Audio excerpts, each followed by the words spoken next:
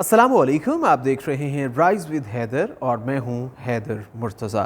آج کی اس مختصر سی ویڈیو کے آغاز میں سورہ مبارکہ القلم کی آیت نمبر 4 تلاوت کرنا چاہوں گا، جس میں اللہ ارشاد فرما رہا ہے وَإِنَّكَ لَعَلَىٰ خُلُقٍ عَظِيمٍ، بے شک آپ خلق عظیم کے مالک ہیں۔ یہ آج کی جو گفتگو ہے اس کے موضوع سے جڑی ہوئی آیت ہے، اور اس کے ساتھ ساتھ آپ سے میری گزارش یہ ہے کہ آپ جب یہ ویڈیو دیکھ رہے ہوں تو مجھے کامنٹس میں یہ ضرور بتائیے گا کہ کیا آپ یہ چاہتے ہیں اور یہ گوارا کرتے ہیں کہ آپ کے بچے اس طرح کی گفتگو کریں جس طرح کی آج کل ہمارے سیاستدان جلسوں میں کرتے ہیں؟ کیا آپ چاہتے ہیں کہ اس طرح کا ذخیرہ الفاظ آپ کے بچوں کا ہو جس طرح کا ذخیرہ الفاظ ہمارے سیاستدانوں کے پاس ہے؟ آج یہی ہمارا موضوع ہے۔ آپ سے گزارش یہ ہے کہ چینل سبسکرائب کیجئے اور بیل آئیکن پریس کیجئے تاکہ میرا آپ کا رابطہ بنا رہے۔ تو جناب، سب سے پہلے آغاز کرتے ہیں ہم پاکستان کی دو بڑی جماعتوں کے بڑے لیڈرز کی گفتگو سے۔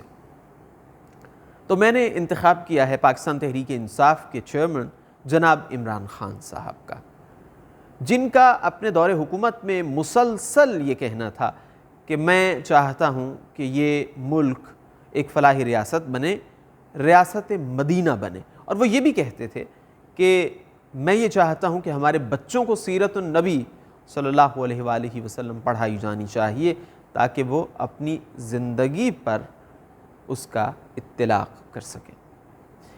اب سیرت النبی صلی اللہ علیہ وآلہ وسلم کی اگر ہم بات کریں تو اس کا ایک غالب حصہ جو ہے اس کا تعلق گفتگو سے ہے، اخلاق سے ہے، آداب سے ہے۔ اب ہم ذرا عمران خان صاحب کی جو گفتگو ہے جو وہ تقریروں میں کرتے ہیں اس کا ایک سرسری جائزہ لیتے ہیں۔ اچھا، یہ مسئلہ صرف ہمارے سیاستدانوں میں نہیں ہے، بلکہ ہمارے جو مذہبی رہنما ہیں، ہمارے جو علماء ہیں، جو مقررین ہیں، جو خطباء ہیں، وہ بھی جب اپنے سامنے ایک ٹھاٹھے مارتا سمندر دیکھتے ہیں لوگوں کا تو پھر وہ چاہتے ہیں کہ انہیں داد ملے، اور اس داد کے چکر میں پھر وہ انہیں خوش کرنے کی کوشش کرتے ہیں، اور اس کے بعد جو ہوتا ہے وہ اس کی کئی مثالیں ہمارے سامنے موجود ہیں۔ یہی ہمارے سیاستدانوں کا مسئلہ ہے۔ عمران خان صاحب کے سامنے جب ہزاروں چاہنے والے ہوتے ہیں تو پھر ان میں جوش پیدا کرنے کے لیے وہ جو ذخیرہ الفاظ استعمال کرتے ہیں، جو اصطلاحات استعمال کرتے ہیں، ہم ذرا ان کا جائزہ لیتے ہیں۔ خان صاحب کی جو حالیہ تقاریر ہوتی ہیں اس میں جب انہیں چاہیے ہو کہ عوام ذرا جوش میں آئے تو وہ ایک ٹرم استعمال کرتے ہیں، بوٹ پالش اور چیری بلاسم،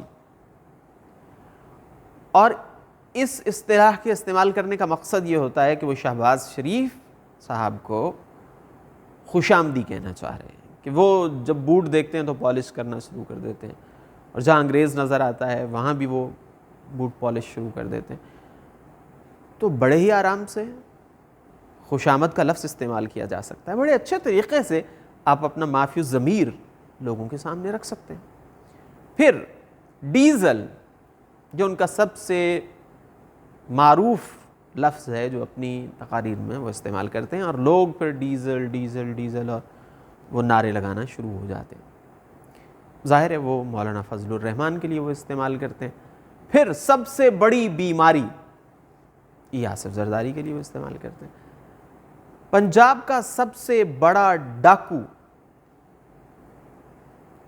بگوڑا، اور نہ جانے ایسی کئی ٹرمز ہیں، کئی اصطلاحات ہیں، کئی پھبتیاں ہیں، کئی جملے ہیں جو خان صاحب کستے ہیں۔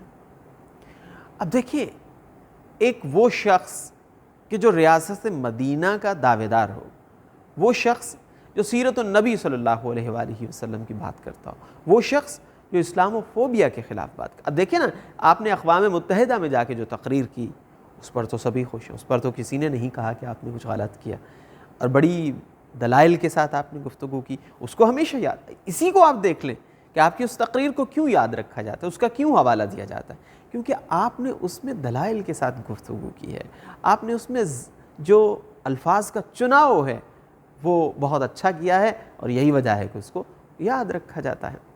خان صاحب سے اگر میری کبھی ملاقات ہو جائے، جس کا امکان یقیناً نہیں ہے، یا میری کبھی ان سے بات ہو جائے، تو میں ان سے ایک ہی بات کہوں گا کہ دیکھیں، آپ جس شخصیت کی بات کرتے ہیں نا، اس کے لیے تو اللہ نے سورہ مبارکہ معارج میں فرمایا فَاصْبِرْ صَبْرًا جَمِيلًا، صبر کی تلقین. پھر سورہ مبارکہ المدثر میں فرمایا کہ وَلِرَبِّكَ فَاصْبِرْ، اپنے رب کے لیے صبر کیجئے. صبر وہ چیز ہے کہ جو ایک قائد کے لیے بہت ضروری ہے، اور یہی وجہ ہے کہ اللہ بار بار ہمارے نبی صلی اللہ علیہ وآلہ وسلم کو صبر کی تلقین کر رہے ہیں. میرے حبیب صبر کیجئے، میرے حبیب صبر کیجئے، ان کو مہلت دیجئے، ان کو مجھ پر چھوڑ دیجئے، میں جانوں اور یہ جانے، آپ صبر کیجئے، آپ صبر کیجئے.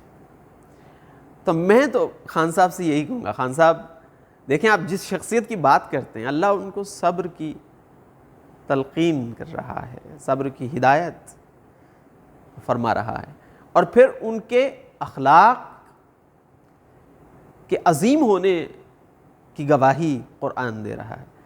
تو آپ کو آداب و اخلاق، تہذیب، گفتگو، سلیقہ، اس کا بہت خیال رکھنا چاہیے، کیونکہ آپ نے اس کو اپنے اوپر طاری کیا ہے. آپ نے ہمیں یہ کسوٹی دی ہے کہ ہم اس پر آپ کو پرکھیں، تو پھر آپ کو اس کا اظہار بھی کرنا چاہیے، اس کا عملی مظاہرہ بھی کرنا چاہیے. اور یقین کیجئے کہ اگر آپ یہ جو وکیبلری ہے، یہ جو ذخیرہ الفاظ ہے جو آپ اکثر استعمال کرتے ہیں، اس کو آپ، اچھا ایک چیز تو میں بھول گیا جو انہوں نے کہا تھا مریم نواز کے لیے کہ مریم تم میرا اتنا نام نہ لیا کرو کہ تمہارا خامن ناراض ہو جائے. تو یہ الفاظ آپ استعمال نہیں کریں گے تو آپ کی گفتگو میں زور پیدا ہوگا، آپ کی گفتگو میں اثر بڑھ جائے گا. اب صرف خان صاحب ہی نہیں ہیں اس میدان کارزار میں، مریم نواز صاحبہ کو آپ دیکھ لیں. پن کی پیرنی، یہ وہ دیکھیں حقارت جھلک رہی ہوتی ہے جب وہ پن کی پیرنی کا لفظ استعمال کرتی ہیں. فرا گوگی اب ایک نیا ایڈیشن ہو گیا. نااہل نیازی، کرپٹ نیازی، سلیکٹڈ نیازی، نالائق نیازی، یہ ان کی اس وقت کے ان کے الفاظ ہیں کہ جب خان صاحب وزیر اعظم تھے. اور اب فتنہ خان، توشہ خان، نشئی، لاڈلا، اور جی پیک، آج ایک نئی انہوں نے اصطلاح متعارف کروائی ہے کہ جی پیک کا مطلب ہے گوگی پنکی اکنامک کوریڈور. یعنی مریم نواز صاحبہ ایک خاتون ہیں، اور وہ کسی زمانے میں اس طرز عمل کا نشانہ بنتی رہی ہیں. ان کو تو اس پر بہت ہی زیادہ کیئرفل ہونے کی ضرورت ہے. اور ابھی یہ جو میں وکیبلری آپ کے ساتھ ناظرین شیئر کر رہا ہوں، یہ تو بہت ہی زیادہ سافٹ ہے، بہت زیادہ سافٹ ہے، یہ بہت زیادہ نرم الفاظ ہیں جو میں اس ویڈیو کا حصہ بنا رہا ہوں، کیونکہ ایسے الفاظ بھی ہیں کہ جن کو کم از کم میں نہیں چاہتا کہ میرے ناظرین وہ میرے ذریعے سے سنیں. اچھا، اب یہ تو ہو گئی دو لیڈرز کی جو گفتگو ہے اس کی مثال. اب آپ نے مجھے بتانا ہے، ابھی تک آپ نے کامنٹس نہیں کیا، آپ نے کامنٹس کر کے بتانا ہے کہ آپ چاہتے ہیں کہ آپ کے بچے، آپ کے بہن بھائی، آپ کے دوست ایسی وکیبلری استعمال کریں. بوٹ پالش، چیری بلاسم، اور پن کی پیرنی، فرا گوگی، نااہل نیازی، توشہ خان، اور پتہ نہیں کیا کیا. آپ نے مجھے بتانا ہے کامنٹ سیکشن. اچھا، اب اس کا اثر کیا ہوتا ہے؟ سب سے جو تشویش طلب بات ہے نا، وہ یہ ہے کہ اس کا اثر بہت زیادہ نیگیٹو ہے۔ دیکھیں میں تو حالانکہ خان صاحب کی تقاریر ہم سنا کرتے تھے، اب میں اگر چاہوں بھی کہ سن لوں تو نہیں سن سکتا۔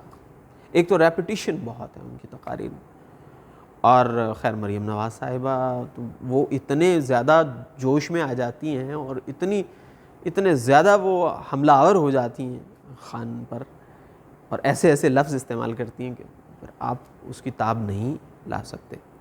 اب اس کا اثر کارکنان پر کیا ہوتا ہے؟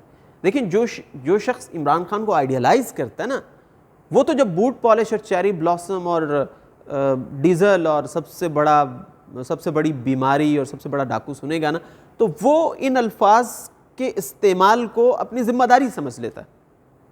یہی حال دوسری جانب ہے۔ مولانا فضل الرحمان صاحب کا، چونکہ میں نے آج ان دو لیڈرز کی بات کیا تو ان سرسری ذکر کر دیتا ہوں، انہوں نے ایک تقریر میں مراد سعید کے حوالے سے جو گفتگو کی تھی، وہ یقیناً میں نہیں کر سکتا آپ کے ساتھ وہ گفتگو کیا تھی۔ جنسی حملہ تھا ایک قسم کا، تو جنس کو موضوع بنا کر جملے کسنا، اور وہ بھی ایک مذہبی رہنما کی جانب سے، یہ ایک الگ مثال ہے۔ اچھا کارکنان پر اس کا اثر کیا ہوتا ہے؟ وہ یہ تو ابھی گفتگو کرتے ہیں نا، کارکنان پھر اس گفتگو کو لڑائی جھگڑے تک لے کر جاتے ہیں، اور یہاں پر ہم نے مثالیں موجود ہیں ایک دوسرے کو مرنے مارنے پر، بلکہ ایک شخص کے قتل ہونے کی خبر بھی ہمارے سامنے آئی تھی۔ دوست آپس میں دوستیاں ختم کر دیتے،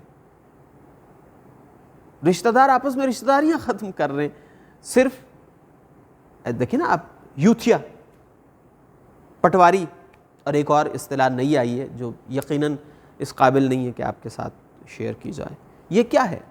یہ اسی گفتگو کا نتیجہ ہے، اور پھر ایک دوسرے کی جماعتوں کی خواتین پر حملے، ان کے کردار پر، ان کے لباس پر، ان کے چلنے کے طریقے پر، ان کے بولنے کے طریقے پر، ان کے مائک لگانے کے طریقے پر، تو یہ سلسلہ اسی طرح چلتا رہتا ہے۔ کاش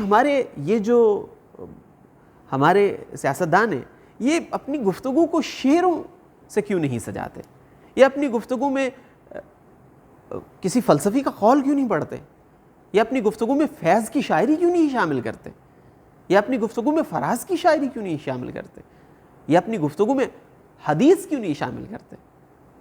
اگر یہ چیزیں یہ شامل کریں گے تو پھر ایک حساس شخص بھی چاہے گا کہ وہ ان کی گفتگو کو سنے، اور پھر مسائل پر بات نہیں کرتے۔ اس وقت پاکستان جس مشکل صورتحال سے گزر رہا ہے، اتنے مسائل ہیں کہ جن پر بات کی جانی چاہیے، کیوں نہیں ہوتا کہ جلسے میں کھڑے ہو کر ہمارے جو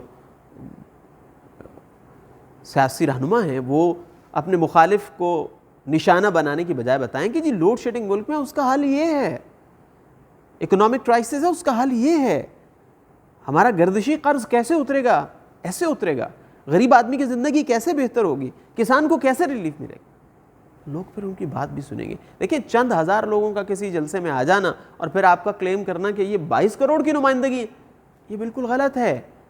حقیقت یہ ہے کہ یہ جو روش چلی ہے اس کے نتیجے میں لوگوں نے سننا چھوڑ دیا سیاستدانوں کو، کہتے ہیں کہ ہمارے اعصاب جو ہیں وہ جواب دے گئے، ان کو ہم نہیں سن سکتے۔ ایک حساس شخص مریم نواز اور عمران خان کی جو میں تو یہ گالیاں کہتا ہوں، گالیوں بھری تقریر سننے کا متحمل نہیں ہو سکتا۔ خیر جی، گفتگو طویل ہو گئی، تو آپ سے گزارش یہ ہے کہ چینل سبسکرائب کیجئے، اور آخر میں یہی کہ ہم دیکھیں گے، لازم ہے کہ ہم بھی دیکھیں گے۔ آپ سے اگلی ویڈیو میں ملاقات ہوگی، تب تک کے لیے اجازت، خدا حافظ۔